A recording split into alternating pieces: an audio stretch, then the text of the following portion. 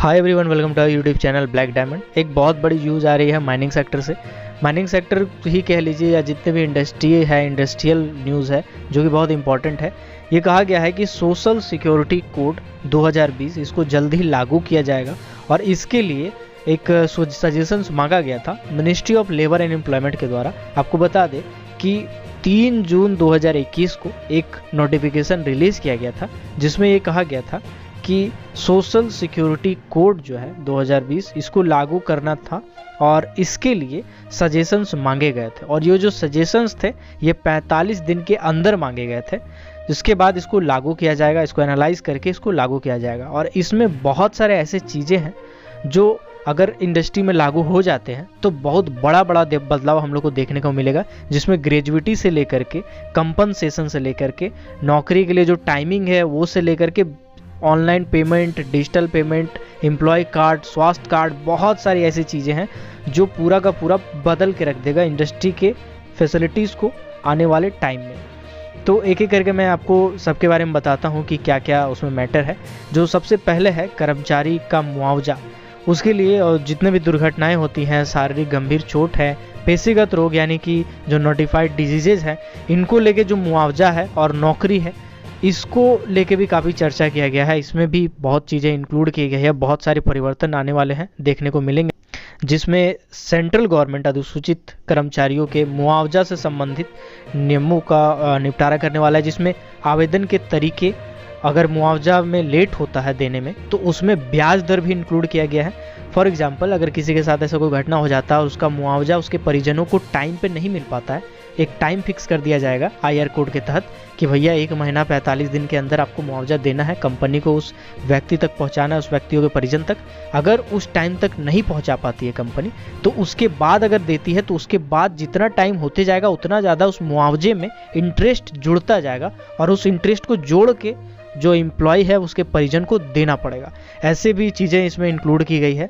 इसके साथ ही इसमें कार्रवाई का भी प्रबंधन रखा गया है कि अगर टाइम के बाद पहले नहीं दिया जाता है, लंबा टाइम लगता है, तो उसमें कार्रवाई भी हो सकता है, मामले में हस्तांतरण भी हो सकता है। एक सक्षम पदाधिकारी से दूसरे सक्षम पदाधिकारी को धन हस्तांतरित करने का तरीका में भी ट्रांसपेरेंसी लाने का काम किया गया है।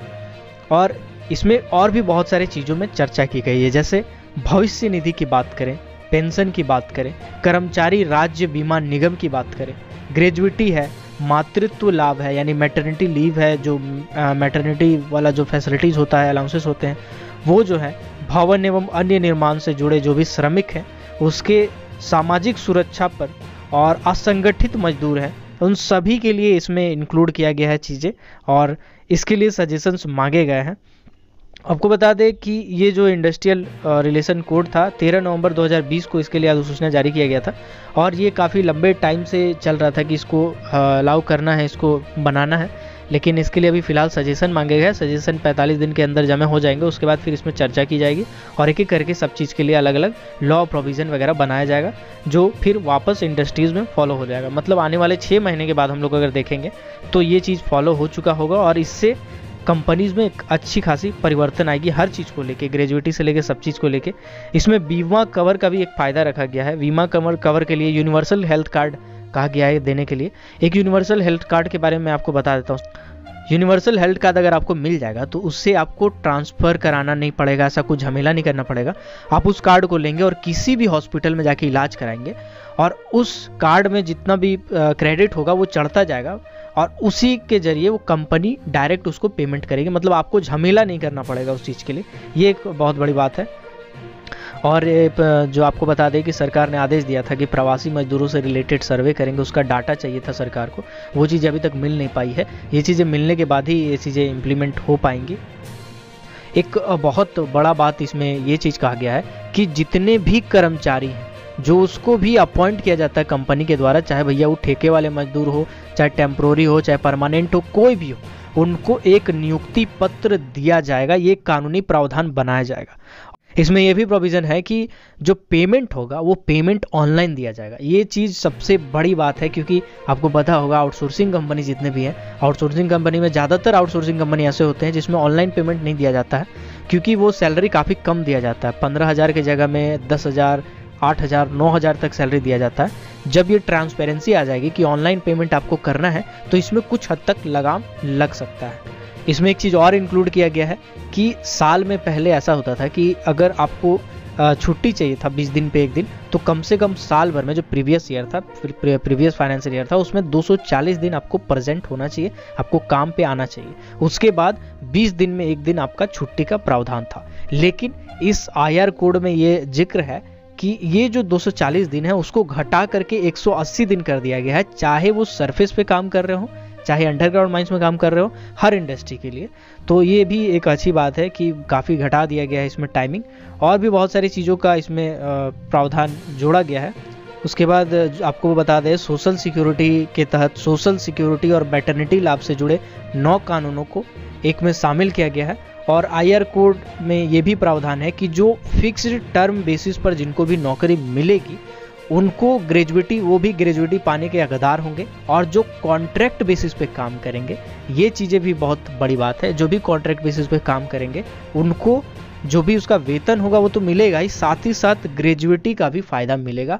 ये बहुत बड़ी बात है, क्योंकि आपको पता होगा कि ग्रेजुएटी लेने के लिए एक कंपनी में एक लंबे टाइम तक काम करना पड़ता है, एक समय अंतराल तक, अलग अलग कंपनी का अलग अलग नियम है, एक समय अंतराल तक काम करना पड़ता है, फिर वो ग्रेजुएटी का लाभ ले सकते हैं। लेकिन ऐसा अब नहीं होगा। कॉन्ट्रैक्ट बेसिस की जितनी भी कंपनी है उसमें भी अगर आप काम करते हैं तो आपको ग्रेजुएटी का लाभ मिलेगा, जो कि पहले नहीं मिल पाता था।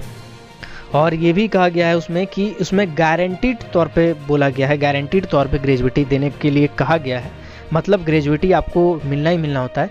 ग्रेजुएटी के बारे में आपको बता देता हूँ कि एक छोटा सा हिस्सा जो है वो एम्प्लॉयज़ का सैलरी से कटता है, और एक बड़ा हिस्सा जो है वो कंपनी की तरफ से ग्रेजुएटी के तौर पे दिया जाता है। तो ये चीज़ें इंक्लूड की गई है, बहुत बड़ी बड़ी चीज़ें इसमें इंक्लूड की गई है। तो अब देखना ये है कि जो सोशल सिक्योरिटी कोड 2020 है वो कब तक लागू होता है, और लागू होता है तो ये जो चीज़ों का जिक्र है उसमें कितना हद तक वो फॉलो हो पाता है।